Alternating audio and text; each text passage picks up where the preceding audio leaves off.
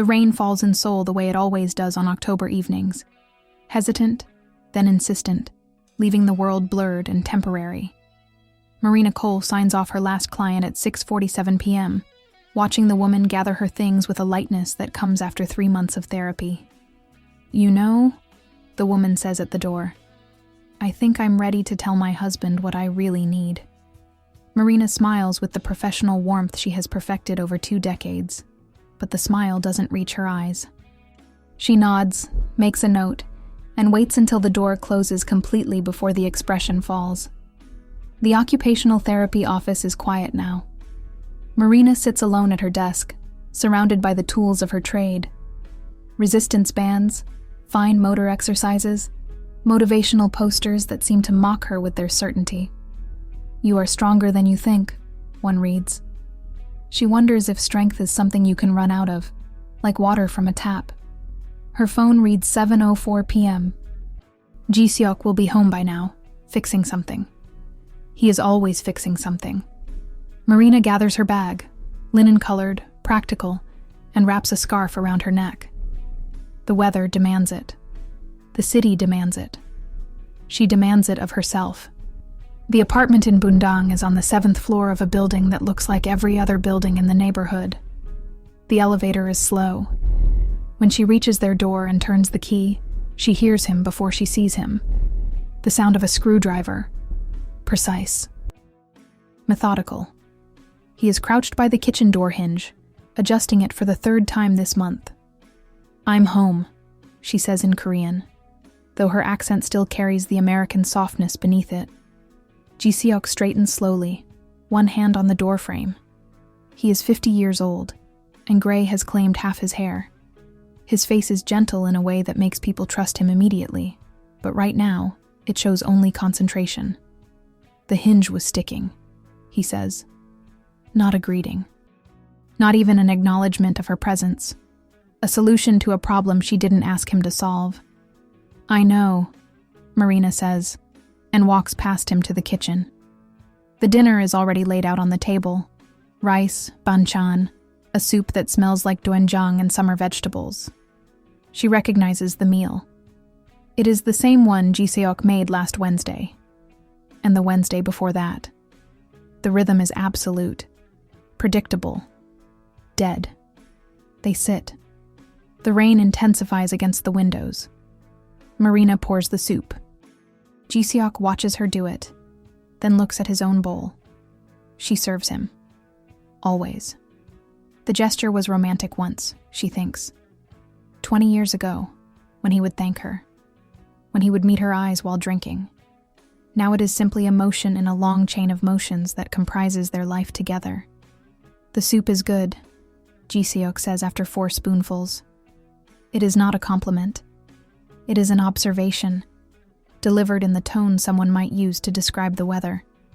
Marina sets down her spoon. The sound it makes against the ceramic is louder than she intended. "Did you notice we spent the whole day without looking at each other?" Ji-seok blinks. His hand pauses midway to his mouth. "What do you mean?" "I mean," Marina continues, her voice steady and low, "that I left this morning at 6:30 and we didn't exchange anything except a reminder about your mother's call. I worked for 10 hours. You worked for 11. We came home. We eat. We sit. And in all of that, your eyes have met mine exactly twice, both times without recognition." "Marina," he begins. "I'm not angry," she interrupts. And she isn't. That is the terrible part. She is not angry enough to shout, not sad enough to cry. She is simply stating a fact, the way one might note that the rain is falling. "I'm noticing something. We have spent the whole day without looking at each other. And that's becoming every day. That's becoming our entire life." Ji-seok sets down his spoon. He is uncomfortable. She can see it in the way his shoulders contract, the way his eyes flicker toward the window. In Korean culture, in his generation, men are not taught to discuss this. They are taught to provide, to maintain, to endure. To speak about feelings is almost a violence against decorum. "No need to dramatize," he says quietly. The glass is in Marina's hand. She doesn't remember reaching for it. It is half full of water, condensation sliding down its exterior. When she looks at it, she feels the weight of every unopened letter she has written to this man. Every night she lay awake, composing sentences he would never hear. Every question she rehearsed and decided not to ask. The glass slips. Not deliberately. Her hand simply opens. The glass falls to the tile floor of their kitchen and breaks into 7 pieces, large and small. The sound is enormous. It fills the entire apartment, and for a moment, neither of them moves. Then Ji-seok stands, reaching for a broom. She watches him sweep the glass up with the same methodical care he uses for everything. When he is done, he disposes of it into a bin, washes his hands, and returns to the table. Marina's voice comes quietly into the silence. "We can still find each other," she says, "if we want to. But it has to be now, not next year. Not after one more milestone. Now." Ji-seok sits back down. His hands rest on the table, and for the first time in weeks, he looks at her fully. His eyes are startled, and something underneath them, something she hasn't seen in years, moves like a small animal waking from hibernation. "I know," he says. The rain continues. The broken glass is gone, but something else has broken open, and neither of them knows yet if it will bleed or heal. If your love also learned to speak in silence, in small gestures, in fixed things, in the spaces between words, then you need to hear this story. Subscribe, so we can keep bringing you narratives about the marriages that don't die with betrayal, but are resurrected with courage.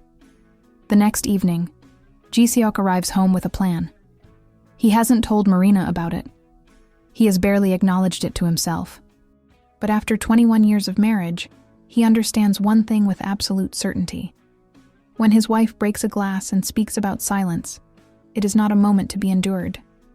It is a threshold. He finds her in the living room, reading something on her tablet. Her posture is what he notices first, the way she seems smaller than she should be, folded into the corner of the sofa like something fragile. She looks up when he enters, and there is a caution in her expression that cuts something inside him. "I want to try something," he says. No preamble, no explanation. "Every night, starting now, 10 minutes, just us, no phones, no television, no fixing anything." Marina closes the tablet slowly. 10 minutes of what? "Presence," Ji-seok says, and the word feels foreign in his mouth, like he is speaking a language he learned but never used. "That's all. We sit. We look. We remember that this is where we are now, and nowhere else matters." She studies him for a long moment. Ji-seok can see her calculating. Whether this is genuine or a temporary gesture. Whether it will hold or dissolve like so many other attempts at connection that have failed between them. Finally, she nods. "Tonight?" she asks. "Now," he says. They sit on the sofa, leaving a measured space between them. Ji-seok places his phone on the coffee table, face down. Marina does the same. Outside, Seoul continues its evening business, taxis honking, neighbors moving through their own domestic equations.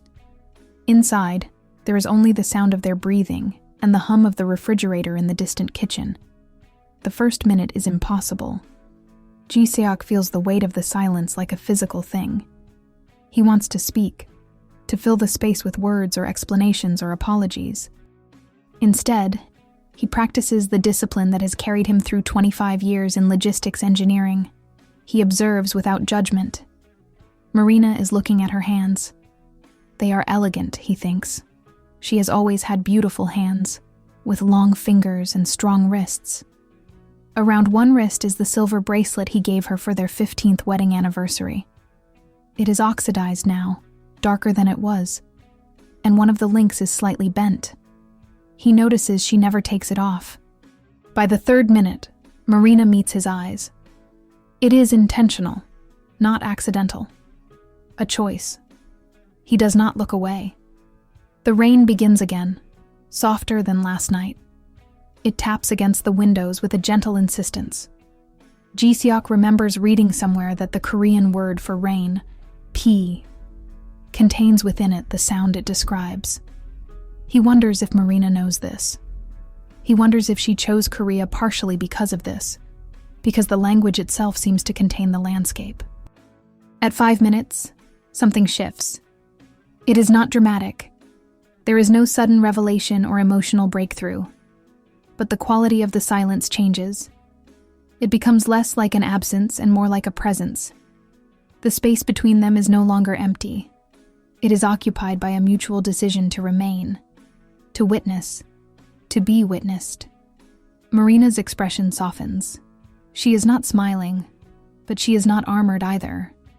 She is simply present, which is what he asked for, and which he realizes he has not been offering in return for a very long time. At 7 minutes, Ji-seok reaches across the space between them and takes her hand. It is not a romantic gesture. There is nothing performative about it. It is an acknowledgement, concrete and simple. She returns the pressure of his grip. They sit like this for the remaining 3 minutes. The rain becomes heavier. The city's sounds fade into white noise.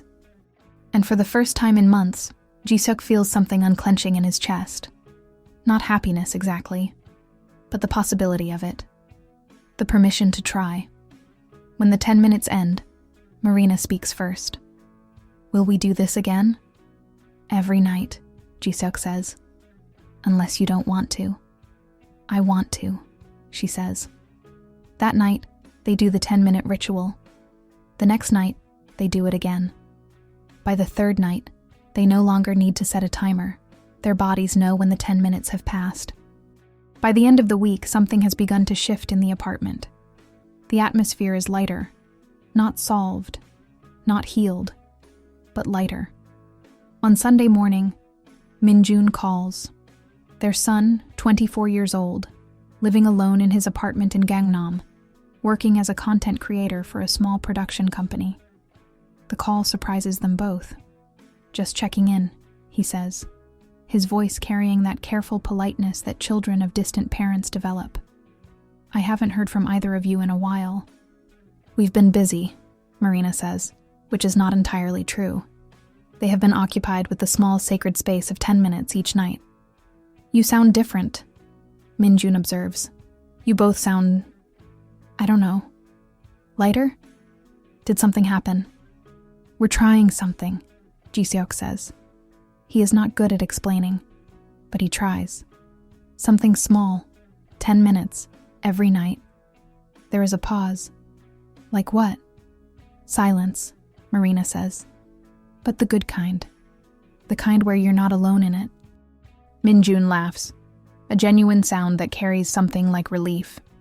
"That sounds like the plot of one of my shows," he says. "I'll have to film you guys when I visit." After he hangs up, Marina and Ji-seok exchange a look. There is something almost shy in it, as though they have been caught in the middle of something private. But there is also something else, a recognition that what they are doing is working, is visible even to the people who know them least well. That evening, the 10 minutes come again. This time, Ji-seok brings 2 cups of tea that he has prepared while Marina was showering. They are still warm, still steaming. He places one in her hands, and she wraps her fingers around it without speaking. They sit, and they drink their tea, and they do not look away from each other. The silence between them is no longer a space to be feared. It takes 2 weeks for the 10-minute ritual to become so natural that they forget they are doing it. The structure remains, but it loses its feeling of performance. They no longer sit rigidly, conscious of the time passing. They sink into the sofa the way couples do when they are comfortable, and sometimes they talk during these 10 minutes, and sometimes they don't.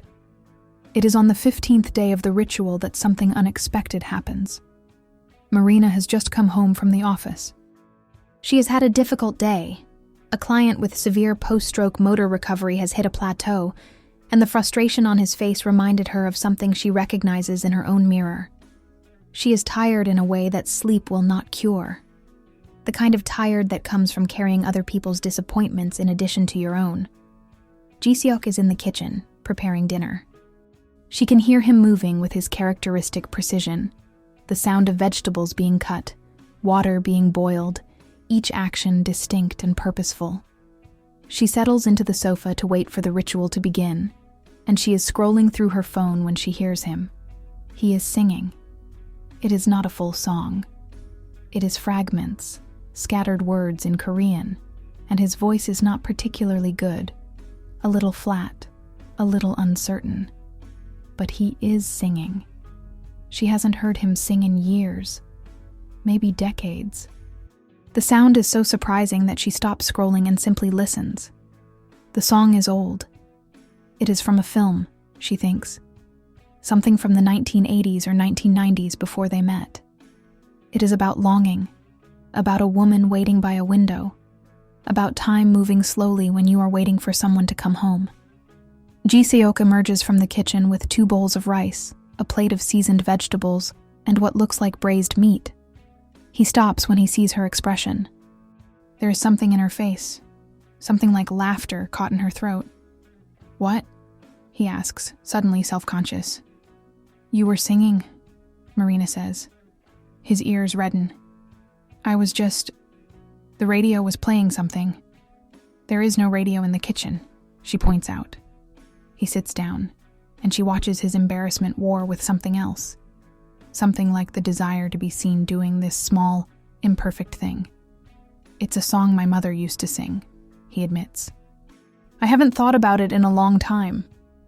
Marina reaches across the space between them and takes his hand. "Sing it again?" Ji-seok shakes his head. "No, Please," she says. So he does. The song is simple, almost childlike in its melody. His voice cracks on certain notes, and he laughs at himself mid-verse, which makes her laugh, and then he continues singing while she laughs, and suddenly they are both laughing. At the imperfection of his voice, at the absurdity of a 50-year-old man singing a lullaby while eating dinner, at the absolute irrationality of this moment compared to every other moment they have shared in the past year. When he finishes, Marina is wiping tears from her eyes. "That was the most beautiful thing I've heard in a very long time," she says. "It was terrible," Ji-seok protests, but he is smiling in a way that transforms his entire face. There is no tension in his jaw, no calculation in his eyes. He is simply present and pleased to be seen. "It was perfect," Marina says, and she means it.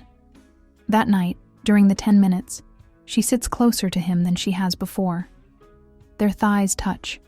Her head rests against his shoulder, and he does not move away. They do not speak. They do not need to. The song echoes between them, and it means something neither of them has the words for yet. The next day, Marina finds herself thinking about the moment repeatedly. She is with a client, helping her regain grip strength after a motor accident, and she thinks about how the smallest things, a song, a voice cracking on a high note, laughter that comes from nowhere, these are the things that bind people together, not the grand gestures, not the romantic vacations or the expensive jewelry, the small, imperfect, genuine moments. That evening when Ji-seok arrives home, Marina has made dinner. Not a simple dinner.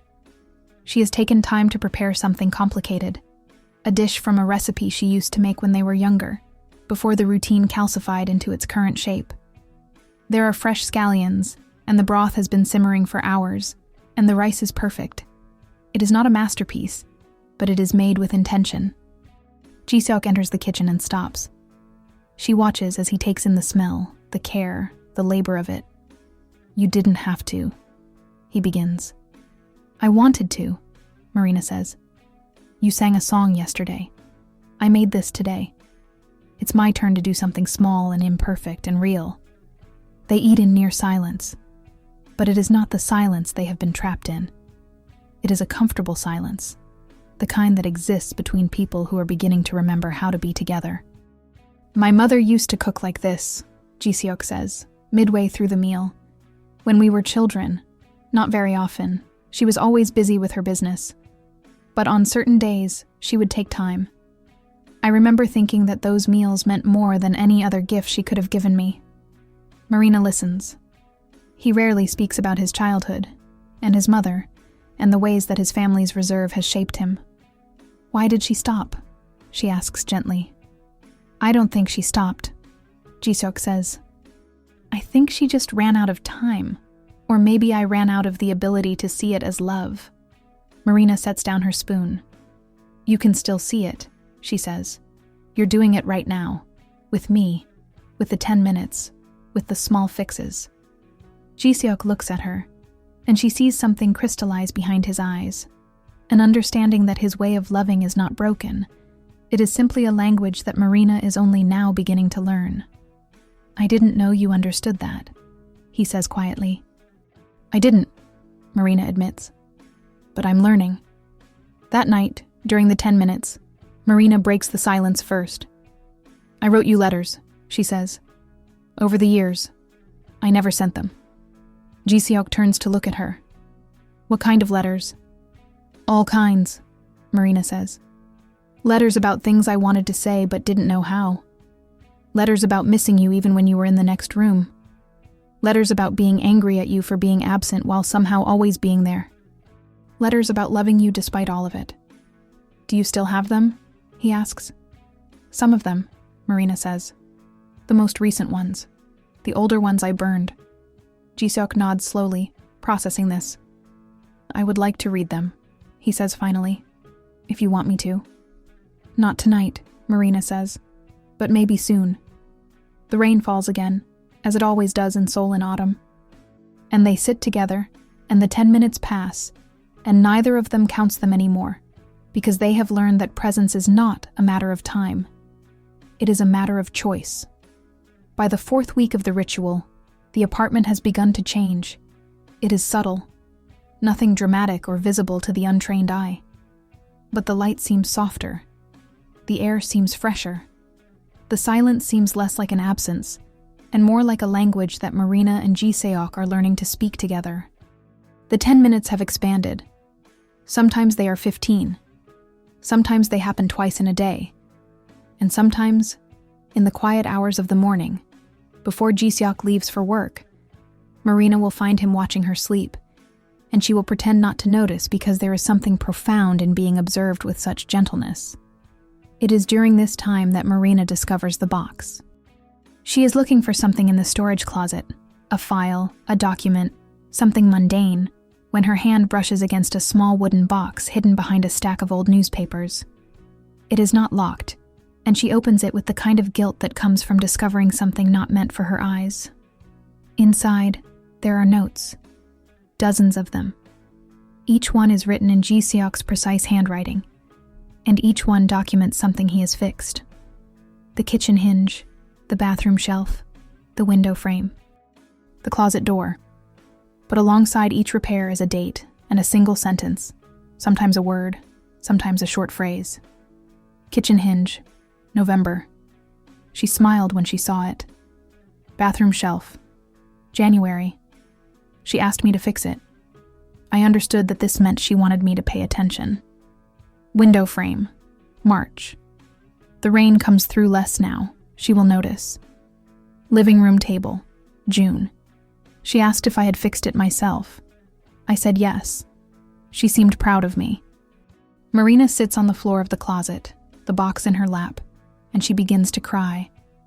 Not the kind of crying that comes from sadness, but the kind that comes from recognition. This entire time, Ji-seok has been speaking to her.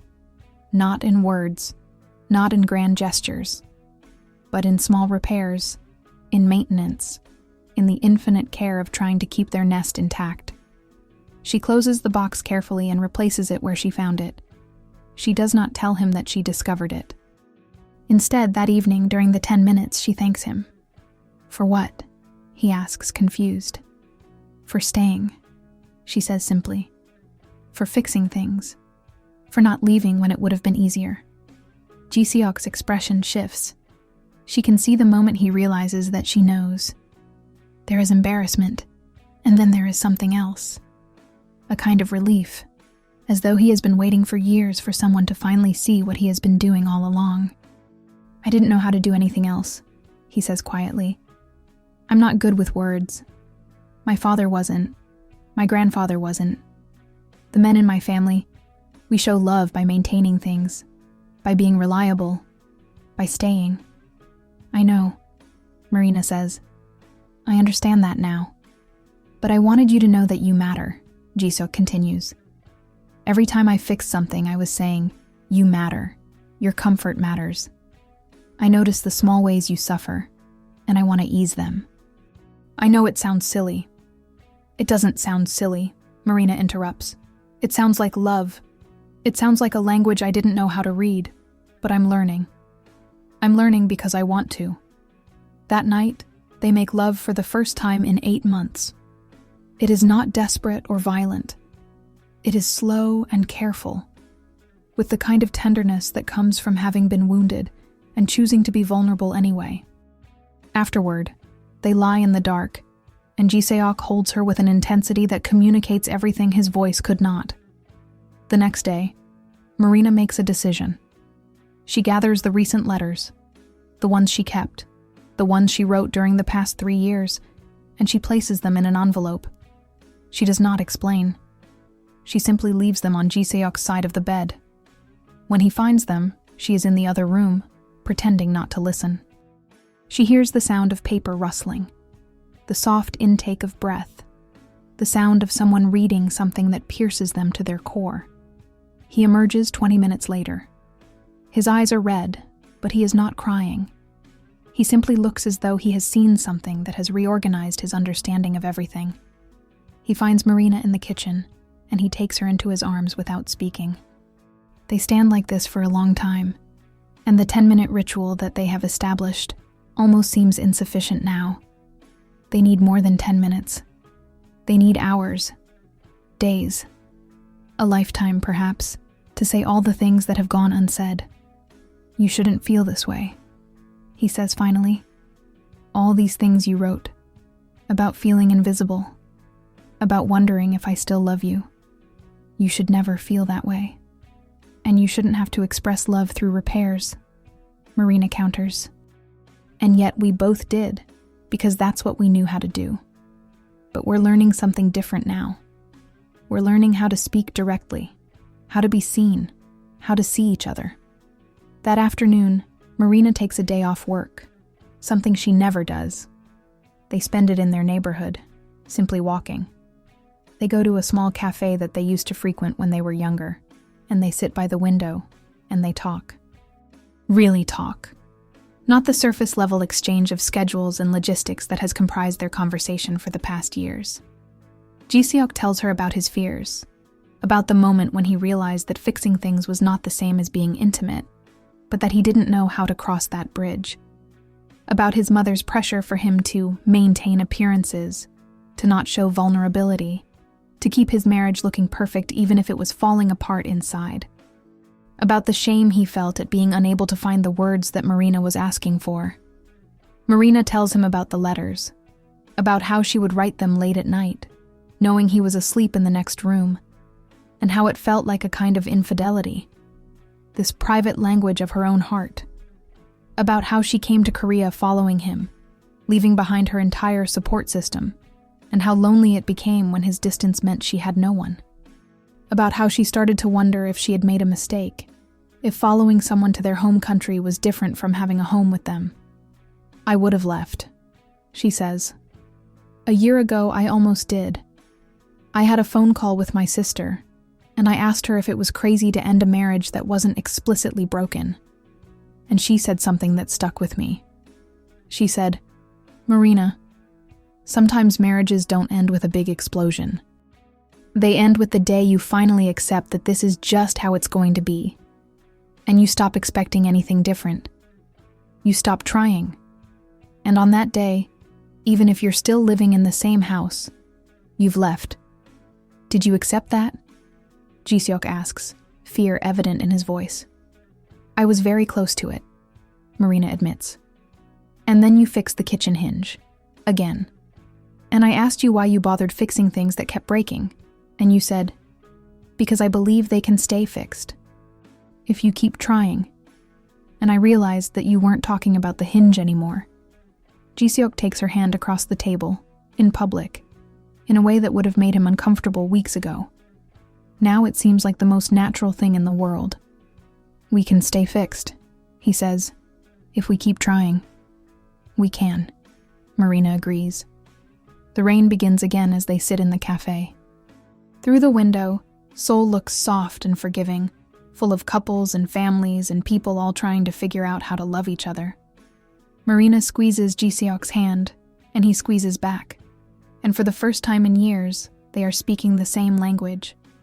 Time works differently now in their apartment. Before, it moved in a kind of sluggish way, each day identical to the last, accumulating into weeks that felt like slowly congealing cement. Now it seems to move with a kind of lightness, each day distinct and surprising in small ways. It is 6 weeks into the ritual when Mrs. Han Mi-jung announces that she will be visiting for a week. The announcement comes via a text message from Ji-seok's phone, which is characteristic of his mother's style. Efficient, brief, allowing no room for negotiation. She is coming on Saturday and leaving the following Saturday. She will stay in their apartment. She will expect certain things to remain, as she has always known them. Marina feels the shift in Ji-seok immediately. His shoulders tighten. His words become more carefully chosen. The ease that they have cultivated begins to retreat beneath the surface of propriety and duty. When his mother is involved, he becomes a different version of himself. More formal, more distant, more concerned with how things appear than with how things actually are. It will be fine, he says unconvincingly. She just wants to see us. She wants to ensure that you are not being dragged into ruin by a foreign woman, Marina says. There is no bitterness in this observation. It is simply a statement of fact. His mother has made her concerns about Marina abundantly clear over the years, in the subtle Korean ways that are far more damaging than direct criticism. That's not true, Ji-seok protests, but his voice wavers. It is, Marina says gently, and I understand it. I'm not angry, but I need you to understand that we cannot go backward now. We cannot pretend to be the version of ourselves that your mother is comfortable with. We cannot erase the things we have learned about each other. The week before Mrs. Han arrives, the 10-minute ritual becomes more intentional. They use this time to prepare themselves, not to change their behavior or their feelings, but to strengthen their connection so that external pressure cannot shatter it. One night, Marina says to him, "Your mother will criticize me. She will question why I took the day off work, why we are spending time together, why I am not being sufficiently Korean in my approach to marriage. And I need you to know that this will not change what I know about us." "What do you know?" Ji-seok asks. "I know that you love me," Marina says simply. "Not in the words you cannot find, but in the fixes, and the 10 minutes and the song you sang while cooking. I know that you stayed even when staying was hard. I know that you believed we could find each other again when I had almost stopped believing it. That's enough." Saturday arrives with gray skies and the promise of rain. Mrs. Han emerges from the taxi with 2 large suitcases and an expression that suggests she is embarking on a difficult mission rather than visiting her son. She is 72 years old, dressed in a beige wool coat despite the relatively warm weather, her hair pinned in a style that has probably not changed in 15 years. When she sees Marina, her expression hardens infinitesimally. "You look tired," she says in Korean, which is Mrs. Han's particular way of saying hello to her daughter-in-law. "I've been working hard," Marina responds in Korean, using the formal register that her mother-in-law requires. "It is good to see you, Uma." The use of Uma, the intimate term for mother, does not soften Mrs. Han's expression, but it seems to satisfy some requirement she had. The first few days of the visit are a careful performance. Marina reverts to the housewife role, preparing elaborate meals, ensuring the apartment is spotless, speaking in careful tones and measured words. Ji-seok becomes his more formal self, respectful, cautious. the dutiful son rather than the man she's been beginning to know again. The 10-minute ritual does not disappear, but it becomes truncated, hurried, something that happens after his mother is asleep. There is an anxiousness to it now, a sense that they are doing something illicit. It is on the 4th night of Mrs. Han's visit that everything changes. Marina is in the kitchen, preparing the next day's meals. It is close to midnight, and she is tired. Mrs. Han has criticized everything today. The way Marina dressed, the way she spoke to a client on the phone, the fact that she had not prepared enough side dishes with dinner. Ji-seok has been largely absent, working late, leaving Marina to absorb his mother's judgments alone. When Ji-seok enters the kitchen, she is standing at the counter with her head down, gathering the ingredients for banchan. He does not ask her if she is okay. Instead, he simply closes the door and wraps his arms around her from behind. "I'm sorry," he says. "For what?" Marina asks, though she knows. "For becoming someone else when she is here," Ji-seok says. "For leaving you alone with her. For not defending you. For prioritizing her comfort over our..." He struggles for the word. "Reconnection." Marina turns in his arms. His face is close to hers, and she can see the conflict in him, the ancient programming that tells him that his mother's approval is paramount, and the newer, fragile conviction that their marriage matters more. "What are you going to do?" she asks softly. "I'm going to tell her," Ji-seok says, and there is steel in his voice now. "Tomorrow, I'm going to tell her that you are my wife, and I love you, and that I will not participate in anything that makes you feel unwelcome in your own home." She will be upset, Marina warns. Yes, Ji-seok agrees. She will be. That night, they hold each other for 20 seconds that feel like 20 minutes or 20 hours. Time becomes irrelevant when you are being held by someone who has chosen you. It is not a romantic embrace. It is not even particularly comfortable. But it is a commitment, and that is what matters. The next morning, Ji-seok's phone rings. It is his supervisor. There is a crisis at work, a delayed shipment, a logistics issue that requires his immediate attention.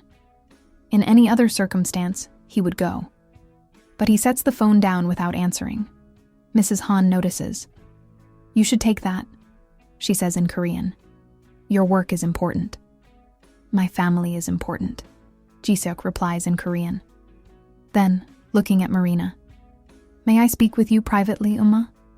He takes his mother into the living room. Marina hears the rumble of his voice, something she has never heard before. Her husband standing up to his mother, speaking clearly and without equivocation. She cannot hear the words, but she hears the tone, and it is unmistakable. When they emerge, Mrs. Han's face is flushed. She does not look at Marina. She gathers her purse and announces that she is going for a walk. When she leaves, Ji-seok looks exhausted and exhilarated in equal measure. "I told her that I love you," he says in English. "I told her that she can either accept that or she can lose her son. Those were my words." "What did she say?" Marina asks. "She said that I was being foolish. That marriages are about stability and duty, not this kind of..." He gestures vaguely. "Romantic nonsense. That your presence in the family has already caused instability. That I need to remember my responsibilities." "And what did you say?" Marina asks, though she thinks she knows. "I said that my first responsibility is to my wife," Ji-seok says. "Everything else comes after that. And if she cannot accept that, then I will have failed her in a fundamental way, but I will not sacrifice you to satisfy her." Marina crosses the room and embraces him. This time, it is she who initiates the holding, the comfort. "Thank you," she whispers. That evening, when Mrs. Han returns, she is quieter than before. She does not apologize. Pride would not allow that. But when Ji-seok sits next to her on the sofa, she allows him to do so. And when Marina serves her tea, she drinks it without complaint. The remaining days of her visit are different. There is still a careful distance between Marina and Mrs. Han, but it is the distance of two people who have come to a kind of understanding rather than the hostile distance of before. Mrs. Han seems diminished somehow, or perhaps more human, more aware of her own fallibility, her own fear of losing her son to someone else. On the morning of her departure, Mrs. Han takes Marina's hand. "You have made my son different," she says in Korean. It could be an accusation, but something in her tone suggests it is not. He is more himself. I was afraid this was weakness, but perhaps it is strength. It is not strength, Marina says carefully. It is vulnerability. They are not the same thing. Mrs. Han nods slowly, as though this is a concept she is only now beginning to understand. "I lost my own husband," she says quietly. "Before he died, I lost him to silence. When he passed, I thought I had lost everything. But what I had actually lost was already gone, turned to nothing by years of not speaking. I did not want this for my son. He will not lose me," Marina says. "I believe that now," Mrs. Han replies. When she leaves, she embraces her son for longer than usual. She does not embrace Marina, but she nods to her, a small gesture that somehow means everything. That evening, Ji-seok and Marina sit on their sofa, in the space they have claimed for themselves. The 10 minutes have become so much a part of their routine that they barely acknowledge when it happens anymore. They simply sit, and they are present, and that is enough. "Your mother was not unkind at the end," Marina observes. "No," Ji-seok agrees. "I think she was scared. I think she has been scared for a long time." "Of what?" Marina asks. "Of the same thing I was scared of," Ji-seok says. "Of being seen and found wanting. Of loving someone and having that person eventually leave. Of the silence that comes when you cannot speak about these things." Marina takes his hand. "We are breaking that pattern," she says. "That counts for something. It counts for everything," Ji-seok replies. The discovery of the box has consequences that ripple outward in unexpected ways. After his mother leaves, Ji-seok becomes more intentional about showing Marina the small repairs he makes, narrating them with his newfound ability to speak about what they mean. "I am fixing this," he will say, "because I want you to know that I am paying attention to the small ways you suffer. I am fixing this because you matter." It seems awkward at first, this translation of his silent language into words, but gradually it becomes natural. The words and the actions begin to support each other rather than compete. Marina, in turn, begins to share her letters more openly. Not all of them. Some are too raw, too revealing of a darkness she is not ready to examine in the light. But the recent ones, the ones from the past 2 years, she reads to him aloud in the evening as they sit together. One letter describes a day when she felt so invisible that she began to question whether she existed at all. She writes, "I looked in the mirror this morning and did not recognize myself. When did I become this woman who says nothing, who accepts nothing, who has learned to live in the spaces between your words and my unspoken questions? If I disappeared tomorrow, would you notice? Would anything be different?"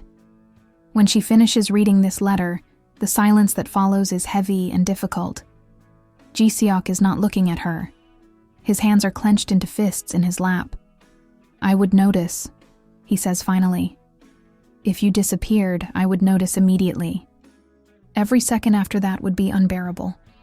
"How could I have been so unsure about that?" Marina asks, and there is something like anguish in her voice. "Because I was not clear," Ji-seok says. "Because I was showing you with repairs instead of words. Because I assumed that if I stayed, that would be enough. But staying is the minimum. You deserve more than the minimum." "We both do," Marina says. That evening, Ji-seok does something extraordinary. He sits down with a pen and paper, and he writes. The process is laborious. He pauses frequently, scratches out words, restarts sentences, but he persists, and when he is finished, he has written 3 pages. A letter to Marina. Not perfectly articulated, not without grammatical errors, but genuine and direct, and everything he has been trying to say through fixes and 10 minutes and songs sung in the kitchen. The letter begins, "I do not know how to write letters. I do not know how to speak about feelings in the way your culture seems to find natural. But I am trying because you deserve someone who tries. I want to say that I am sorry for the years of silence. I want to say that I love you in a way that sometimes feels violent because it is so strong. I want to say that the thought of losing you fills me with a terror I have never admitted to anyone. I want to say that every time I fix something, I was terrified that one day you would realize there was nothing left in me to fix you with, and you would leave."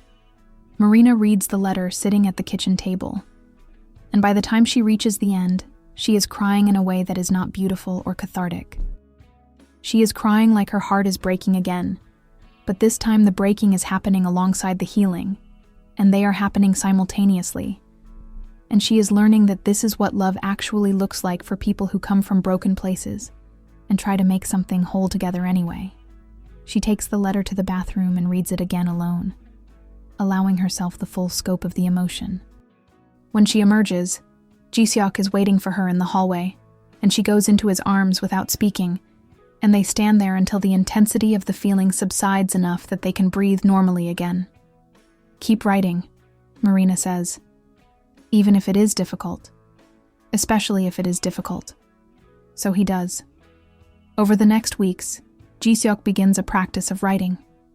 Some nights, after the 10-minute ritual is complete, he sits at the small desk in the living room and he writes letters. Some are addressed to Marina. Some are addressed to himself. Some are addressed to his father, to his mother, to the generations of men in his family who learned to love through silence and maintenance. One letter reads, "To my father, I never told you how much I learned from you by observation, how the way you fixed our home was a kind of poetry, but I never said thank you. I never said I love you. I died a little bit never saying those words. I will not let that happen again. I will die a complete man who has said the things he needed to say." Marina finds these letters sometimes, left on the kitchen counter or on the bedside table. She reads them with reverence, understanding that her husband is doing the work of emotional excavation that most men his age are never required to do, and he is doing it for her, for them, for the marriage that they are in the process of resurrecting. One night, Marina asks him, "Do you regret it? All those years of silence? Do you wish they could be different?" Ji-seok considers this carefully. "I regret the pain that the silence caused you," he says. "But I do not know if I can regret the years themselves. They brought me to this, to understanding that silence is also a kind of violence, that loving someone and not expressing it is different from simply loving someone, that the words matter. If I had not lived through the silence, I do not think I would have learned to value the speech." "That's very philosophical," Marina observes. "I am borrowing your language," Ji-seok says with a small smile. "When you are with someone from a different culture, you begin to speak their language, and eventually, you begin to think in their language too. This is what is happening to me. I am beginning to think in the language of emotional expression, because I am with you." "And what am I learning?" Marina asks. "You are learning the language of small gestures," Ji-seok says. "The language of staying when it is difficult. The language of understanding that love is not always loud and dramatic. Sometimes it is a hinged door that stops squeaking. Sometimes it is a man who learned to sing. Sometimes it is just sitting together and not being ashamed of the silence." That night, they do not keep the 10-minute ritual. Instead, they spend the entire evening engaged in a kind of dialogue, questions and answers, stories from their pasts, the slow archaeology of understanding how they came to be the people they are now, and how they chose to stay in the presence of each other despite having every reason to leave. Marina tells him about her childhood in Baltimore, about her family's practical love that never went unspoken, about how she came to Korea partially to escape a culture that she found suffocating in its emotionalism, only to find herself struggling in a culture where that emotionalism was not permitted. Ji-seok tells her about his childhood in Seoul, about his father's quiet dignity, about the way men were not taught to speak but only to provide and endure, about the moment when he realized that providing and enduring was not the same as being present. And as they talk, the apartment around them seems to hold its breath, acknowledging the sacredness of this exchange, this slow mutual translation of how to love each other across the gulf of culture and temperament and experience. It is 7 weeks into the ritual that Ji Seok decides to open the box for Marina completely. Not metaphorically, physically. He empties every item onto the kitchen table.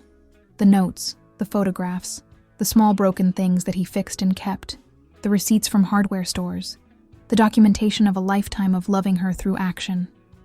There is a photograph of the window frame that was damaged during a storm in 2015.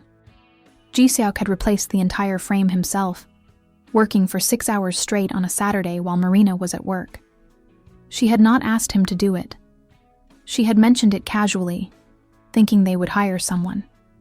But he had simply done it, and the next day, the window had been seamless, and Marina had said only, "Thank you, you didn't have to do that." And he had said nothing in response. But inside, he had been saying, "Yes, I did have to. Because you matter." There are notes about the small hinges and handles that he fixed. There are receipts for paint he bought to refresh the apartment, work that he did on weekends when she was not paying attention. There are photographs of flowers he grew in the balcony garden, each one labeled with the date and a single word: perseverance, renewal, growth, resilience. "These are the things I wanted to say," Ji Seok says, gesturing at the table. "These are me. This is my language. And I kept them in a box because I was afraid that if I did not document them, they would be forgotten. And then it would be as though I had never done them at all. As though the love was never there." Marina looks at the table, at the years of care laid out in concrete form. "They were never forgotten," she says. "I remember all of them. I remember the window. I remember coming home and finding the apartment repainted. I remember the flowers. I remember every time you fixed something. I was just too angry to acknowledge it. I was too focused on what I was not getting to see what I was actually receiving." "And now?" Ji Seok asks. "Now I understand," Marina says. She picks up one of the notes. It is from 3 years ago, and it says simply, "Bookshelf." She loves to read. The shelf in the living room was unstable. I made it safe. Below it, someone, presumably Ji Seok, has written, "She will never know it was broken." "Did I know?" Marina asks. "No," Ji Seok says. "I fixed it before you could see the damage." Marina looks at him, and something shifts in her face. "You have been protecting me," she says slowly. "All these years. Not just from external threats, but from the small vulnerabilities of living in an aging apartment in an aging world. You have been trying to create a stable space for me to exist in." "Yes," Ji Seok says. "That is what I was doing." "That is love," Marina says. "That is a kind of love that I was not trained to see. But it is love nonetheless." That afternoon, they decide to do something that neither of them has done in years. They organize the box, not to hide it, but to preserve it. Marina finds an elegant wooden container, larger than the original, and they transfer the items carefully, dating them, labeling them, creating what amounts to a museum of their marriage's most hidden language. "We will keep this," Marina says, "and we will tell our son about it. We will tell Min-jun that this is what love looks like sometimes. Not the grand gestures, not the declarations, but the invisible work of keeping someone safe, of believing in the stability of the life you are building together." "He will not understand," Ji Seok says, but he seems pleased by this idea nonetheless. "Maybe not now," Marina agrees. "But someday, when he is in a relationship, when he is trying to figure out how to express something that his tongue cannot quite shape, he will remember this box, and he will understand that there are many languages of love, and some of them are spoken in the repair of broken things." That evening they call their son. Min-jun's voice comes through the phone. distracted and young. He is in the middle of editing something for work, he explains. Can they make this quick? Come for dinner this weekend, Marina says without preamble. I have plans, Min-jun protests. Cancel them, Ji-seok says. There is something in his voice that makes Min-jun pause. Is everything okay? Their son asks. Everything is better than okay, Marina says. We just want you to see something. Min-jun arrives on Saturday with his portable camera, the one he carries everywhere, the one he uses to document the small moments of his life for the social media presence that occupies a significant portion of his consciousness. He hugs his parents with the cautious affection of an adult child who has learned to maintain distance, unsure of how much familiarity is appropriate after years of emotional distance. The apartment looks different to him. There is something lighter about it. The tension that he has felt in this space his entire life, the careful politeness masking something deeper and more troubled, has somehow dissipated. What's going on? He asks, immediately suspicious. Are you guys getting divorced? No, Marina says. We're getting married. You're already married, Min-jun points out. We are getting married to each other, Ji-seok clarifies. Again, in a different way. And then they tell him everything. About the glass, about the 10 minutes, about the silent repairs, about the letters, about the journey from silence to speech. It takes nearly 2 hours, with Marina and Ji-seok taking turns narrating the story, adding details and context, and the small vulnerabilities that have come to define their recent weeks together. Min-jun listens with the kind of focused attention that he usually reserves for editing footage. He is completely still, completely present, and when they finally finish, he is silent for a long time. You filmed this? He asks finally. Filmed what? His mother asks. This, your rediscovery. You should have filmed this, Min-jun says. And then he looks at his camera. May I? I mean, I know it's late in the process, but I would like to document something. A conversation. Just you two. Just talking about what you have learned. And so they do. Marina and Ji-seok sit together on the sofa, and they talk for nearly an hour while their son films. They speak about the marriage, about the silence, about the small fixes, about the ways that love can be lost and found again if someone is brave enough to look for it. And when Min-jun watches the footage later, he will see something that his parents do not see in themselves. The way their body language has changed, the way they touch each other without thinking, the way they look at each other with a kind of wonder, as though they are seeing each other clearly for the first time in decades. When the filming is finished, they eat dinner together, the first real family meal they have had in years. And for the first time, it does not feel obligatory or strained. It feels like a choice that all three of them have made together. It is autumn now in Seoul, and the city is transforming. The trees along the Han River begin to turn colors that seem impossible in their intensity. Gold, crimson, deep amber.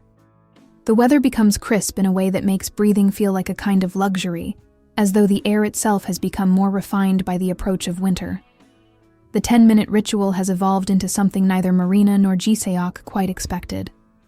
What began as a structured practice has become as natural as breathing. Sometimes they do not even acknowledge when the time is happening. They simply find themselves present together, and the presence persists without the architecture of the ritual needing to support it. It is during this time that Marina does something she has not done in years. She pulls out the old photograph albums. They are stored in a cabinet in the bedroom, and she has not opened them since shortly after their son was born. She remembers the specific moment when she stopped looking. She had been going through photographs of their early years together, and she had come across an image of the two of them in Seoul during their second year of marriage. She was laughing at something. He was looking at her with an expression of such obvious adoration that it had broken her heart. She had closed the album and put it away, unable to bear the reminder of a kind of happiness that seemed to have permanently disappeared. Now, sitting on the bed with the albums piled around her, she calls out, "Ji-seok?" He emerges from the kitchen, where he has been preparing tea. "What is this?" he asks when he sees what she has done. Our history, Marina says. I thought we should look at it. I thought we should remember what we were before we became what we are now. Ji-seok sits down beside her, careful not to disturb the precarious balance of the albums. Are you sure? He asks. Sometimes the past is painful to look at. I know, Marina says, but I think I need to. They open the first album together. It begins with photographs from Seoul in the early 2000s. Images of a much younger Marina and Ji-seok exploring the city, eating at small restaurants, sitting in parks. She had just arrived, having followed Ji-seok to Korea after their engagement. Her smile in these photographs is tentative, as though she is still learning how to be happy in this new place. Ji-seok is different too. He is more relaxed. His face is fuller. He smiles more openly than he does now. And there are moments in the photographs where Marina can see him looking at her with the kind of unguarded affection that the years have slowly eroded. I remember this day, Marina says, pointing to a photograph of the two of them at Namsan Tower. I was terrified of the height, and you held my hand the entire time we were up there. I remember too, Ji-seok says quietly. I kept asking you if you wanted to leave, and you said you wanted to stay. I understood later that this was not about the tower. It was about being willing to do difficult things to be with me. They continue through the albums, narrating their way through the years. There are photographs from their wedding, a small ceremony, both families present, but not enthusiastically, cultural differences barely hidden beneath formal smiles. There are photographs from the early years in the apartment, decorating, cooking, building a home together in a country that Marina was still learning to navigate. But as they move through the albums, the photographs change. The smiles become less frequent. The moments of physical proximity decrease. There are still photographs of the two of them together, but they seem to show people who have learned to coexist rather than truly be together. Ji-seok is often in the background of photographs that are ostensibly of Marina. Marina is often off to the side, not quite in frame. When did this happen? Marina asks, pointing to a photograph from 10 years ago. In it, she and Ji-seok are at a family gathering, standing next to each other but not touching. Both are smiling, but it is the smile of people performing social ability rather than experiencing joy. Gradually, Ji-seok says, I think it was very gradual. There was no moment where we decided to distance ourselves. It just happened. The silence grew a little bit more each month, and eventually it was so much a part of us that we stopped noticing it. Marina closes the album. I do not want to look at the rest, she says. We do not have to, Ji-seok says. But I want to take new photographs, Marina says suddenly. I want to create new memories to put in the albums. I want photographs of what we are becoming now, so that if we ever start to fall back into silence, we will have evidence that we knew how to speak to each other. That weekend, they take their first intentional photographs together in years. Min-jun comes along with his camera to help, and they spend the afternoon walking through their neighborhood, stopping at places that matter to them. The cafe where Soo-yeon works, Marina's friend, who has watched the rediscovery of this marriage with a kind of wistful hope. The park where they sometimes sit during the 10-minute ritual. The small restaurant where they had their first date, now run by different owners, but still somehow holding the echo of what transpired between them years ago. In one photograph, Marina and Ji-seok are sitting on a bench overlooking the Han River. The autumn light is golden, and they are holding hands. In another, they are laughing at something Min-jun said, their heads close together. In a third, they are standing in front of their apartment building, arms around each other, the kind of photograph that married couples take for anniversaries. These are good, Min-jun says, showing them the images on the camera's screen. These look like people who are choosing to be together. That is exactly what this is, Marina says. We are choosing. Every day. We are choosing.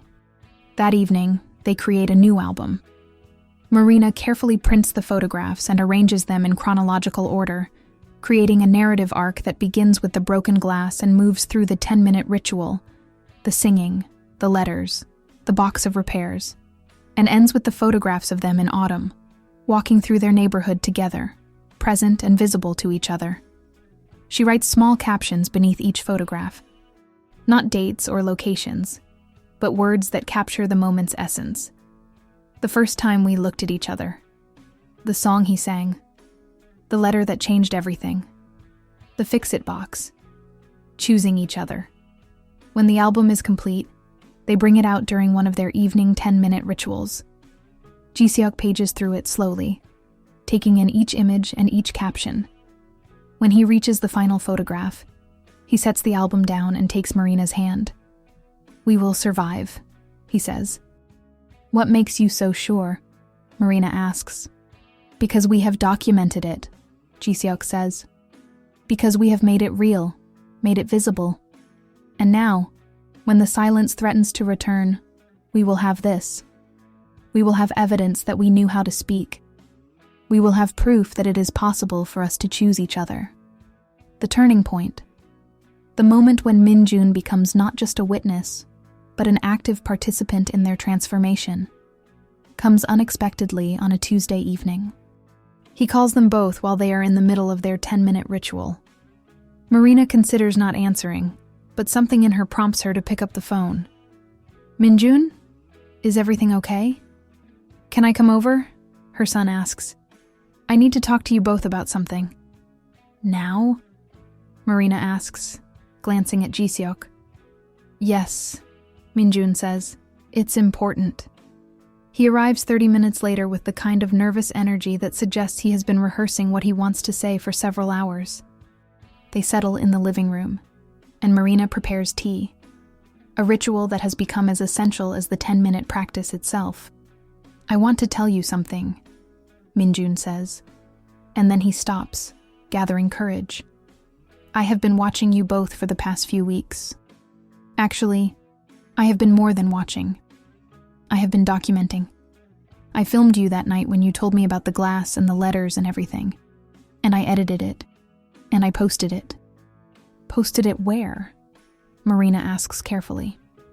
"On my channel," Min-jun says. "I called it My Parents' Marriage, and I put the footage up with a simple caption, 'Watch my parents remember how to love each other.'" Ji-seok's expression goes very still. Marina feels her throat tighten. "Without asking us?" she says.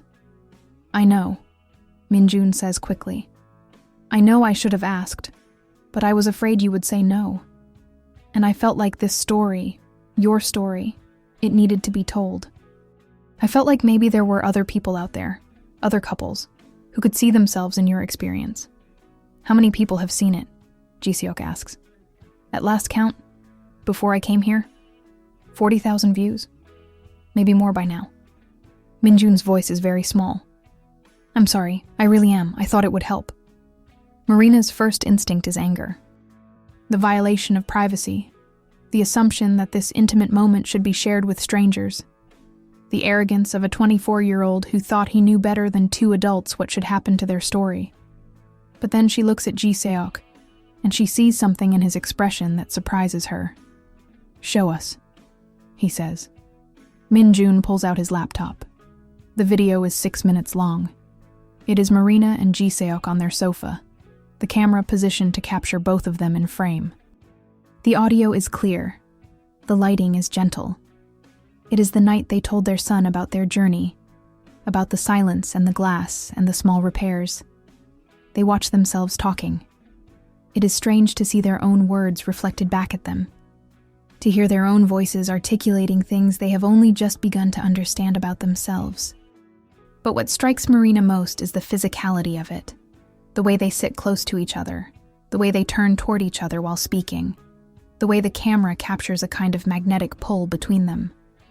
When it ends, there is a long silence. Then Marina says, "Play it again." This time, she watches not with the shock of recognition, but with the perspective of the external viewer. She can see, in a way she has not allowed herself to see before, how far they have come. The couple on the screen is not perfect. They are hesitant at times. There are moments where words fail them, but there is something unmistakable there, a commitment to keep trying, to keep showing up, to keep speaking even when the language is imperfect. When the video ends the second time, Ji-seok is silent. Marina can see the emotion moving across his face. Fear, pride, vulnerability, and something else that might be recognition or validation or the simple pleasure of being seen. "How many comments?" he asks finally. Minjun hesitates. "A lot. Thousands. Most of them are from people who are in marriages that have gone silent. People who thought they were the only ones experiencing this. They're thanking you both. They're saying things like, 'I didn't know this was fixable, and I'm going to try to talk to my spouse,' and..." He stops emotional. "And I think you did something important by letting people see this." "We did not let people see it," Ji-seok points out gently. "You did." "I know," Minjun says, "and I'm sorry. But now that it's out there, now that people are seeing it, I think what you did matters. I think it could actually help people." Marina stands up and walks to the window. Outside, Seoul is beginning to settle into evening. Lights turning on in windows across the neighborhood. Each light representing a home, a family, people trying to figure out how to love each other. "Show me the comments," she says. Minjun scrolls through them. They are raw and honest. People describing marriages on the brink of dissolution. People who thought that silence was the natural end state of long-term relationships. People who are now wondering if it is possible to resurrect something they thought was dead. One comment reads, "I showed this to my wife. We're starting the 10-minute thing tomorrow. Thank you for showing us it was possible." Another, "This made me cry. My husband and I have been like this for 10 years. I didn't know there was a way back." And another, "I'm taking this as a sign that I need to have the conversation I've been avoiding. Thank you for having the courage to have yours publicly." When Ji-seok reads these, something in him seems to shift. "The box," he says. "The fix-it box. We could show this too. We could help people understand that there are many languages of love and silence is not the only one." "Are you saying you forgive me?" Minjun asks. "I am saying that perhaps you were right," Ji-seok says carefully. "Perhaps this story does need to be told. Perhaps our private journey can be public in a way that serves others." That night, they make a decision. They will continue to document their journey, with permission this time. They will share photographs and stories, and the lessons they are learning about how to resurrect intimacy in a long marriage. They will do this not out of vanity or a desire for attention, but because they understand now that their struggle is not unique, and their path out of the silence might light the way for others. "This is terrifying," Marina says, as they make this decision. "Yes," Ji-seok agrees, "but all of the important things are terrifying." The winter comes to Seoul with a crystalline clarity. The temperatures drop. The city is no longer shrouded in the gray haze of autumn, but shines with a particular brightness that makes everything seem sharper, more defined, more real. It is during this time that Marina and Ji-seok establish the second ritual that will come to define this phase of their marriage. On Sunday mornings, instead of immediately beginning their day, they sit at the kitchen table with a notebook, and they write down the small things that the other person did that week that mattered. Not the grand gestures, not the moments of declared affection, but the small things. Ji-seok has started noting. "She made my favorite tea even though I didn't ask. She laughed at my terrible joke. She put her hand on my arm while we were walking." Marina has started noting. "He fixed the bathroom light that had been flickering.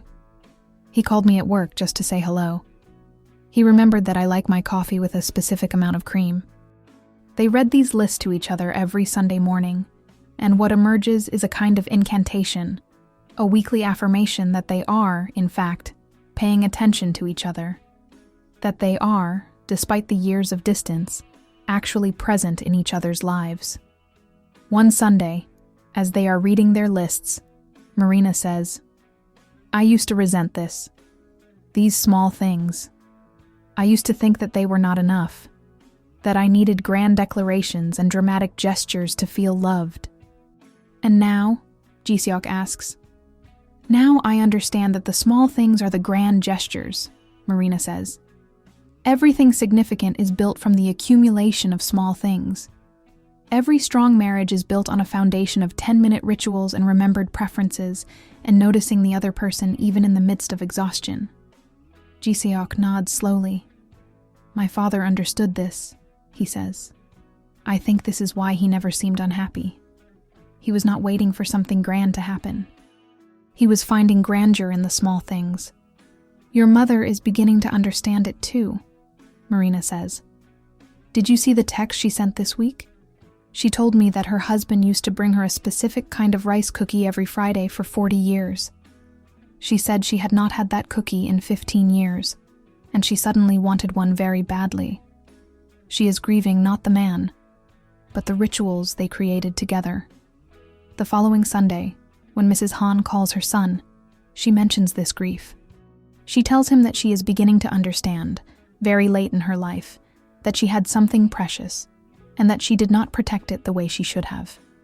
But I am watching what you and Marina are building, she says in Korean, and I am learning from it. It is not too late for you. Ji-seok tells his mother gently. It is, Mrs. Han says, but perhaps I can use what I learn from you to help others understand. Perhaps I can tell other women in my circle about the importance of the small things. And indeed, she does. Mrs. Han begins to speak, in her careful and formal way, about the importance of presence and intimacy and the small rituals that bind people together. She speaks to the wives of Ji-seok's colleagues, to the women in her church, to her own friends. And what begins as a personal understanding becomes a kind of movement within her social circle. Women reconsidering their marriages, women reaching out to their husbands and partners, women deciding that silence is not the only option. Meanwhile, the documentation of Marina and Ji-seok's journey continues. Min-jun creates more videos, each one focused on a specific aspect of their journey. One is about the 10-minute ritual and how it begins. Another is about the box and what it means to express love through small repairs. Another is about the letters and what it means to have words that have been withheld for years suddenly given permission to exist. Each video attracts thousands of viewers. Couples are writing in, saying that they have started their own 10-minute rituals. People are reaching out to their spouses and saying things they have never said before. The story of Marina and Ji-seok's marriage is becoming, in a strange way, a story that is helping to heal the marriages of others. This is strange, Marina says one evening as she reads through comments. These are people we do not know, but they feel like they are part of our journey somehow. They are, Ji-seok says, because our journey is not just ours anymore. It is a story that is illustrating something that many people needed to understand. That it is possible to come back from silence. That small things matter. That love is not something that happens once and then persists through inertia. Love is something you build every day with intention. It is 3 months into their rediscovery when something unexpected happens. Marina is at work, in a session with a client, when her phone buzzes. It is a text from Soo-yeon. Can you meet me for coffee after work? There is something I want to talk about. Marina feels a flicker of concern. Soo-yeon, her friend of 15 years, the woman who has listened to countless confessions in the back room of her cafe, the woman who has been a mirror for Marina's own struggles. When Soo-yeon wants to talk seriously, it is usually because something is wrong. They meet at a cafe that is not Soo-yeon's own, a small place in a side street, quiet and anonymous. Soo-yeon looks different than usual. Her carefully maintained appearance has shifted. Her hair is less carefully styled. There is a rawness in her expression that Marina has not seen before. I left my husband, Soo-yeon says without preamble. Then she laughs, a sound that carries pain. I know. I have been telling you for years that I was married, that everything was fine, but it was not fine. I was lying. To you, to everyone, to myself. Marina takes her friend's hand across the table. What happened? She asks gently. You happened, Soo-yeon says. No, that is not quite right. Your journey happened. Watching you and Ji-seok find your way back to each other. Watching you choose vulnerability and honesty and the hard work of actually being present. It made me realize that I was not doing any of that. I was performing a marriage instead of having one. I am sorry, Marina says, though she is not entirely sure what she is apologizing for. Do not be, Soo-yeon says. I am not sorry either. The marriage was already dead. I was just pretending I did not notice. But seeing what you and Ji-seok are building, understanding that it is possible to choose presence over performance, it made me realize that I deserve better. And so does my husband. He deserves someone who will actually be there with him. He deserves to have a chance to be with someone who is not constantly hiding. What will you do? Marina asks. I am going to take some time for myself, Soo-yeon says. I am going to live alone, which I have never done. I am going to figure out who I am when I am not performing the role of a wife.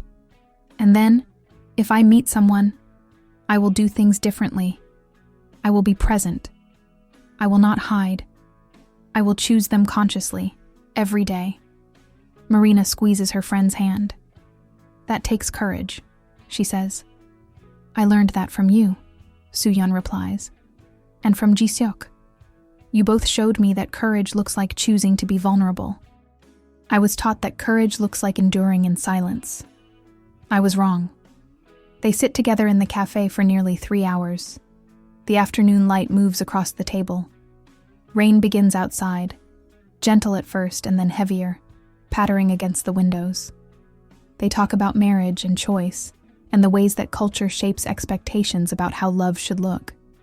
Soo-yeon tells Marina about the moment when she realized her marriage was over. It was nothing dramatic. She was watching her husband eat breakfast, and he was not looking at her, and she was not looking at him. And she thought, this is what the rest of my life is going to look like. This void between us will be the only thing that persists, and I cannot do this. I cannot spend the remaining decades of my life in this kind of absence. What does your husband think about the separation? Marina asks. He is devastated, Soo-yeon says. But I hope, that eventually he will understand. I hope that he will see that I am freeing him to find someone who will actually be present with him. I hope he will find someone and be happy. That is gracious, Marina observes. That is honest, Soo-yeon corrects. I do not hate him. I never did. I just could not keep pretending that we were something we are not. When Marina leaves the cafe, the rain has become heavier. She stands outside for a moment, letting the rain soak her hair and her clothes, and she thinks about how different her own path could have been. She thinks about the moment when she almost gave up, almost decided that her marriage was irreparably broken. She thinks about what Soo-yeon is going through, the dissolution of a union that neither of them had the tools to repair. But here is the thing that Marina understands now, standing in the rain in Seoul, alone except for the strangers hurrying past with their umbrellas. Sometimes marriages do end. Sometimes they are meant to. Sometimes silence is not the beginning of rediscovery but the closing of a door. And that is okay. That is a kind of courage too. But sometimes, and this is the rarer thing, the more fragile thing, sometimes marriages can be resurrected. Sometimes two people can choose, despite everything, to find their way back to each other. And that resurrection is possible because they decide that silence is not acceptable anymore, that presence is not too much to ask for, that love, when it is truly love, requires more than just staying. It requires actually showing up. She calls Ji-seok on her way home. Can we do the 10 minutes as soon as I get there? She asks. I need to be with you. Of course, he says. Always. When she arrives home, Ji-seok is waiting. He can see that she has been in the rain, that something has shaken her. He does not ask questions. He simply takes her into his arms and holds her while the rain falls outside their apartment. and the city continues its endless hum of life and love, and the infinite variations of how people try to be together. The documentation of Marina and Ji-seok's journey has inadvertently become a full-fledged project. What began as a single video has evolved into a series, a chronicle of a middle-aged couple learning to love each other again. Min-jun, who initially posted it without permission, now finds himself with full collaboration and encouragement from his parents. It is through this documentation that something interesting happens. The couple discovers that they have become, in a way, a kind of guide for other people navigating similar terrain. They receive messages daily from people who are attempting their own versions of the 10-minute ritual. They receive photographs from couples who have started their own boxes of small repairs. They receive letters from people saying that watching Marina and Ji-seok's journey has quite literally saved their marriages. The experience is humbling and strange and sometimes uncomfortable.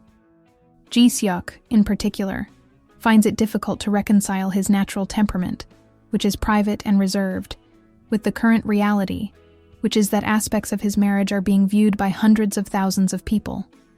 But Min-jun helps him understand something important. People do not just want to know that it is possible, he explains one evening as they edit footage together. They want to understand how. They want the specificity of your story. They want to know that this worked for an ordinary couple with an ordinary marriage, not some celebrity couple or some people who had some special advantage. What advantage would that be? Ji-seok asks. I do not know, Min-jun admits, but people seem to believe that true love, the kind that survives, only happens to special people. You are helping them understand that it is available to anyone who is willing to do the work. It is this realization that helps Ji-seok accept the public nature of what has become their narrative. They are not performing. They are not being dramatic. They are simply showing what is real, the work of choosing each other, day by day, small ritual by small ritual. One evening, Min-jun proposes something that surprises them both. Let's do a live session, he says. You and both my parents on camera, answering questions from people who are watching. Real questions. Real answers. I do not think so, Ji-seok says immediately. Why not? Min-jun presses. People want to know things. They want to ask you about how you rebuilt trust, how you moved past the resentment, how you know that this is real and not just a temporary phase. Because I do not have perfect answers, Ji-seok says. I have the answers of someone who is trying, who is failing sometimes, who is learning as he goes. Exactly, Min-jun says. That is why this would be valuable. Marina and Ji-seok exchange a look. It is a look that contains a conversation, a full negotiation of whether they are ready for this, whether they have the emotional resources for this, whether putting their answers on public display will help or hinder what they are building together. We will do it, Marina says finally. But on our terms. We will choose the questions. We will take time to think about our answers. We will not pretend to know things that we do not know. The live session happens on a Saturday evening. They sit together on their sofa, the same sofa where so much of their rediscovery has taken place, and they answer questions. Some are easy. What is the first thing you did to start reconnecting? Some are harder. When did you consider giving up? Were you ever not sure that this was worth the effort? There is a question that comes in through the chat. After 21 years of marriage, was there a moment when you realized that you were genuinely in love with each other again? Or was it a gradual process? Marina and Ji-seok pause. This is the question, perhaps, that matters most. The question about whether love can truly be resurrected, or whether what they have rebuilt is something new that simply occupies the same space as the old. It was gradual, Marina says finally. But there was a moment. The moment was when I found his box. When I realized that he had been saying, I love you all along, just in a language I did not know how to read. That moment was when I fell in love with him again. Not with who he was in our early years, but with who he became. Someone who stayed, who tried, who was willing to transform his entire approach to expressing emotion because I needed him to. Ji-seok nods. For me, he says carefully, It was the moment she broke the glass. It was the moment she finally said, "This has to change now." Because I understood in that moment that she was not leaving. She was fighting to stay. She was not giving up on us. She was telling me that she could not give up, and she needed me to understand that this mattered, that we mattered. There is another question. What would you say to someone who is where you were, in a marriage that has become silent? What is the first thing they should do? Marina and Ji-seok answer this one together, their voices overlapping slightly. Do not assume that the silence means the love is gone. Do not assume that distance means disinterest. But also do not assume that these things will change on their own. They will not. You have to choose to change them. You have to choose to be vulnerable. You have to choose to ask for what you need. You have to choose to see the small ways that love is already being expressed, even if they look different than you expected. When the live session ends, they feel exhausted and strangely vulnerable.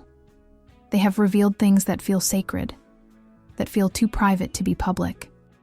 But they have also felt a kind of relief, the relief that comes from bearing witness to struggle and suggesting that it is surmountable.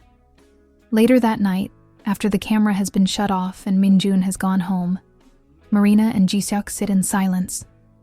Not the silence of their marriage's dark period, but the silence of two people who have said most of what needs to be said, and who are now simply existing together in the space after speaking. I do not regret this, Ji-seok says. Neither do I, Marina says. Even though it is strange, even though I am not entirely comfortable with the world knowing my marriage, it feels important somehow. It feels like we are paying forward the grace that we have been given, the grace of finding our way back. It is spring now, almost a full year since the glass broke on the kitchen floor.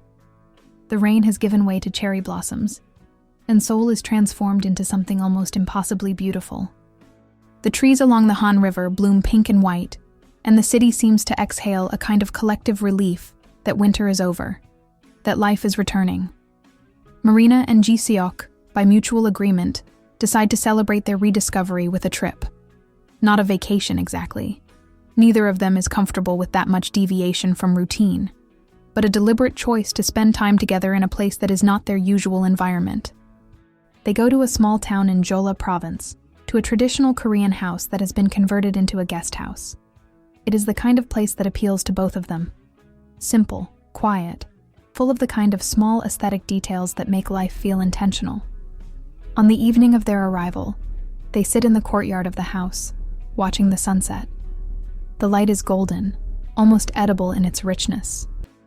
Ji-seok reaches over and takes Marina's hand, and they sit like this, not speaking, not needing to speak, until the light fades completely. The next morning, they wake early and walk through the town. They visit a market where ajumas are selling vegetables and rice and dried fish. They eat at a small restaurant where the owner, a woman who is probably Mrs. Han's age, takes great care in preparing their meal. She notices that they are a couple, and she smiles at them in a way that suggests she understands something about the nature of their connection.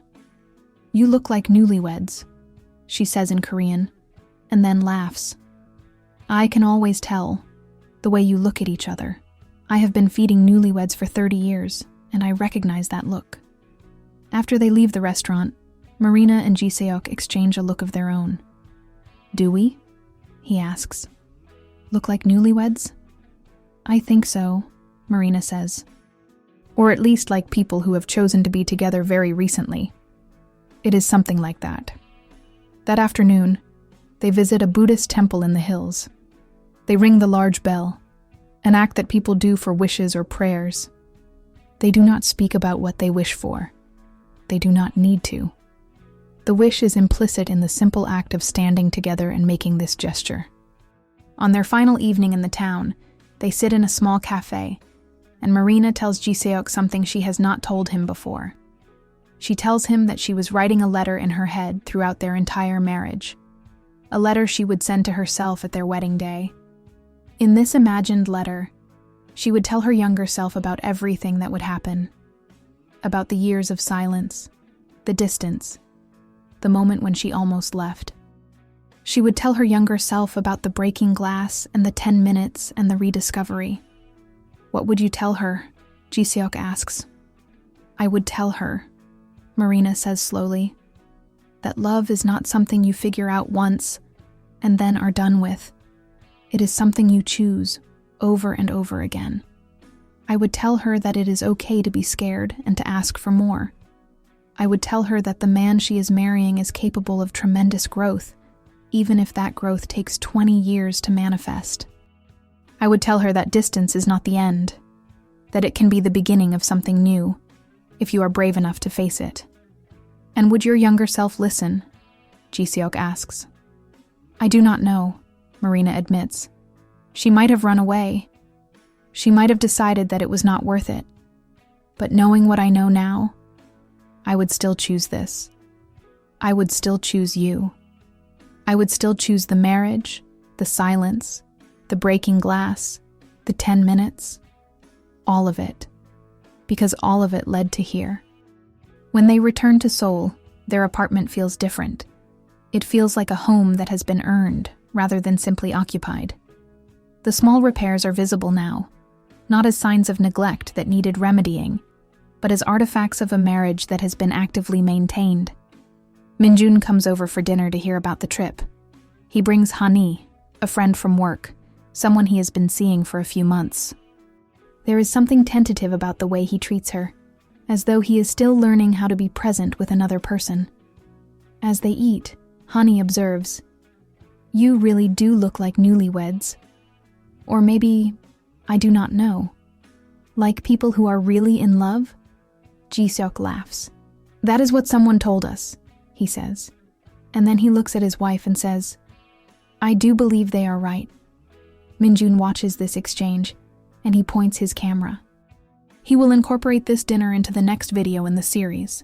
He will edit it and share it with the community that has formed around Marina and Ji-seok's story, and people will watch it, and they will see a couple who has learned to be present with each other, and they will be inspired to try this in their own marriages. But what Minjun is really documenting, though he may not fully understand it himself, is the proof of something essential, that it is possible to come back from silence, that it is possible to rebuild intimacy when you thought it was gone forever, that love, true love, is not just something that happens to you. It is something you actively choose to build, with intention and vulnerability, and the willingness to be transformed by another person. The final chapter of this story is not an ending, but a continuation. Because that is what life is. Not the resolution of conflict, but the continuation through it. The choice to keep showing up. The commitment to keep trying. It is late November now, almost exactly 1 year since the glass broke on the kitchen floor. The rain has returned, softer now, falling in a way that feels like finality rather than beginning. Marina is in the kitchen, preparing tea. Ji-seok is in the living room, working on something. A small repair, as always. Though now Marina understands this not as a sign of avoidance, but as a sign of presence, of paying attention to the things that matter. The light in the kitchen is blue, the way it is only at certain times, when the evening has not yet turned to night, when the outdoor light is still visible but filtered through some quality that turns it azure and strange. Marina stands in this light, waiting for the water to boil, and she thinks about all the moments that led her to this place. She thinks about the moment she almost left. She thinks about the letter she almost sent.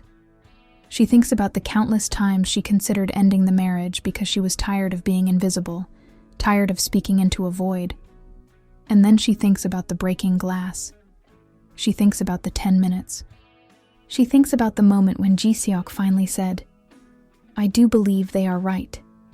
When he finally allowed himself to be seen as someone who is in love, who has always been in love, who was just learning a new language to express it. Ji-seok appears in the kitchen doorway. He does not say anything, but he comes to stand beside her, and they watch the water heat together. When it boils, Marina pours the tea, and they sit at the kitchen table, the same table where they have shared countless meals that felt empty before, and now feel full. And they do not need to say anything, because they have learned, finally, that presence is its own form of communication. I have been thinking, Jisuk says eventually, about something that Mrs. Han said to me on the phone last week. What did she say? Marina asks. She said that she has been talking to the women in her circle about our journey, Jisuk says. And she said that many of them have started their own rituals, that some of them have even started talking about their marriages. Really talking, for the first time in decades. She said, "You have given us permission to try." That is extraordinary, Marina says. It is, Jisuk agrees. But I think what is more extraordinary is that we have given ourselves permission to try. That we did not give up. That we chose to come back. Marina reaches across the table and takes his hand. Their fingers intertwine, and she thinks about how such a simple gesture used to feel impossible.